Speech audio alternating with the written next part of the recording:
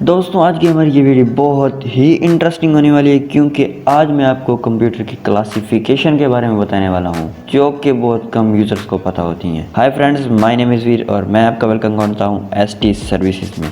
تو چلیے بنا ٹائم ویسٹ کیے اپنی اس کمال کی ویڈیو کو شروع کرتے ہیں۔ ابھی مزہ آئے گا نا بھیڑو۔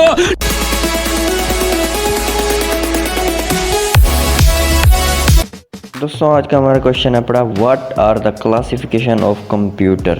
کمپیوٹر کی کلاسیفیکیشن کیا ہے؟ تو آنسر ہمارے پاس ہے پڑا آن the basics of classification computers are classified into 3 categories. Classification کی بنیاد پر کمپیوٹر کو 3 کیٹیگریز میں ڈیوائیڈ کیا۔ کلاسیفیکیشن مطلب ہوتا ہے درجہ بندی کرنا، تقسیم کرنا، مختلف پارٹس میں بنانا۔ تو کلاسیفیکیشن آف کمپیوٹر ہمارے پاس ہے پڑا by type, by size, by purpose. اب ہم دیکھتے ہیں بائی ٹائپ، بائی سائز اور بائی پرپز میں کیا فرق ہے۔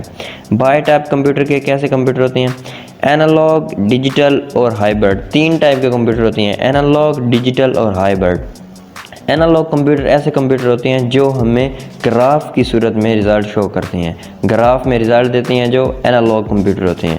فار ایگزامپل آپ نے دیکھا ہوگا جیسے وہ ہاسپٹل میں دل کی دھڑکن چیک کرنے کے لیے اس میں گراف بنا ہوتا ہے جہاں دل کی دھڑکن چل رہی ہوتی ہے، وہاں اینالوگ کمپیوٹر یوز ہوتا رہتا ہے۔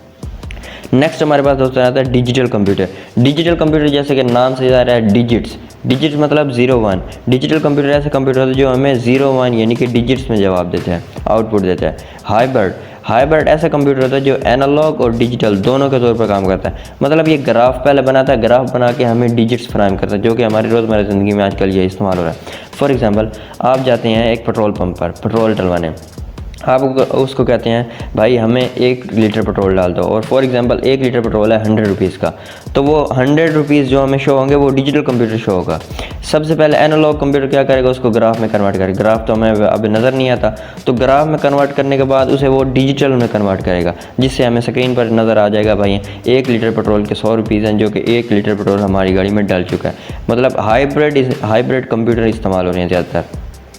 نیکسٹ ہمارے پاس ہے بائی سائز۔ اب بائی سائز کیا ہے؟ مائکرو، منی، مین فریم اور سپر۔ بائی سائز میں مائکرو کمپیوٹر جیسے کہ نام سے ظاہر ہے مائکرو بالکل چھوٹے، جو کہ پریزنٹیشن وغیرہ کے لیے استعمال ہوتے ہیں، مائکرو بالکل چھوٹے، ان کی سپیڈ بھی کم ہوتی ہے، یہ پریزنٹیشن وغیرہ کے لیے استعمال کیے جاتے ہیں، یا پھر چھوٹے کمپیوٹر چھوٹے اور دوسرے کاموں کے لیے بھی استعمال ہوتے ہیں، ان کے پروسیسر بھی کم ہوتے ہیں اور یہ چھوٹی انڈسٹریز میں چھوٹے کاموں کے لیے استعمال ہوتے ہیں۔ منی کمپیوٹر کیا ہوتے ہیں؟ منی کمپیوٹر مائکرو کمپیوٹرز کی نسبت بڑے ہوتے ہیں، اور منی کمپیوٹر میں پروسیسر بھی مائکرو کی نسبت زیادہ ہوتے ہیں، ان کی سپیڈ بھی مائکرو کی نسبت زیادہ ہوتی ہے۔ مین فریم جو ہوتے ہیں وہ مائکرو منی سے دونوں سے زیادہ ہوتے ہیں، ان میں پروسیسر دونوں سے زیادہ ہوتے ہیں اور اس کی سپیڈ مائکرو منی دونوں سے ہی زیادہ ہوتی ہے۔ ہمارے روزمرہ زندگی میں زیادہ تر مین فریم ہی استعمال ہوتے ہیں۔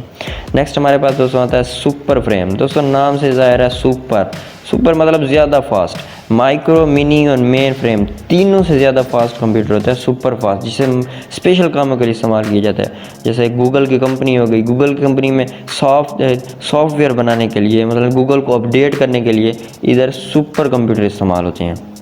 نیکسٹ ہمارے پاس بائی پرپز۔ اب پرپز کیا ہوتا ہے؟ مقصد کے لحاظ سے کمپیوٹر کو درجہ بندی کی گئی ہے۔ جنرل اور اسپیشل۔ جنرل کمپیوٹر دوستوں ایسے کمپیوٹر ہوتے ہیں جو کہ جنرلی یوز ہوتے ہیں، ہمارے روزمرہ زندگی میں یوز ہوتے ہیں۔ فار ایگزامپل اگر آپ ایک اسٹوڈنٹ ہیں تو اسٹوڈنٹ جو ہے وہ جنرل کمپیوٹر یوز کرتا ہے، اگر آپ کو جنرل کام کرنے ہیں تو جنرل کمپیوٹر یوز کریں گے، لیکن آپ کو اسپیشل کام کرنے ہیں تو آپ اسپیشل کمپیوٹر ہی یوز کریں گے۔ جیسے کہ اگزامپل ہے گوگل کی کمپنی، گوگل کچھ بنا رہی ہے، یوٹیوب بنا رہی ہے، یوٹیوب میں کچھ اپڈیٹ ڈال رہی ہے تو وہ اسپیشل کمپیوٹر استعمال کرتی ہے تاکہ ان میں کوئی ایرر وغیرہ نہ آئے۔ جنرل کمپیوٹر میں جنرلی کام ہوتا ہے جس میں بہت سے مسائل ہو سکتے ہیں۔ تو یہ تھی دوستوں آج کی ہماری ویڈیو، امید کرتا ہوں کہ آپ کو پسند آئی ہوگی۔ اگر آپ کو پسند آئی ہے تو اس ویڈیو کو لائک ضرور کیجیے گا، اور آپ چاہتے ہیں کمپیوٹر سے ریلیٹڈ نالج حاصل کرنا، موبائل سے ریلیٹڈ نالج حاصل کرنا، ٹپس اینڈ ٹرکس حاصل کرنا، یا پھر ٹیکنالوجی کے متعلق آپ نالج چاہتے ہیں تو میرے اس چینل کو سبسکرائب ضرور کیجیے گا اور اس ویڈیو کو شیئر کرنا مت بھولیے گا۔ ملتے ہیں کسی نیکسٹ ویڈیو میں، تب تک کے لیے گڈ بائے۔